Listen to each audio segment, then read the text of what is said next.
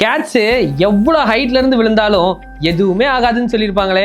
எனக்கும் அவங்களாம் ஸ்பைடர்மேன் மாதிரி லேண்ட் ஆகணும்னு ஆசை தான். ஆனா கேட்ஸ்ல காமனான எமர்ஜென்சி இன்ஜுரியே அவங்க ஹைட்ல இருந்து கீழே விழறனால தான். This is doctor Gauthaman. Gates windows, terrace இல்லனா பால்கனிஸ்ல இருந்து கீழே விழறத ஹை ரைஸ் சிண்ட்ரோம்னு சொல்லுவோம். இந்த மாதிரி கீழே விழற கேட்ஸ் ஓகேவா தான் இருக்குன்னு நம்ம நினைச்சாலும் முக்காவாசி கேட்ஸ்க்கு jaw fractures, cleft palate, broken legs, internal bleeding, spinal injuries, diaphragmatic hernia இதுல ஏதாவது நடக்கிறதுக்கு கண்டிப்பா வாய்ப்பு இருக்கு. கேட்ஸ்க்கு ஹைட்டுங்கிற மேட்ரு புரியவே புரியாதுங்க.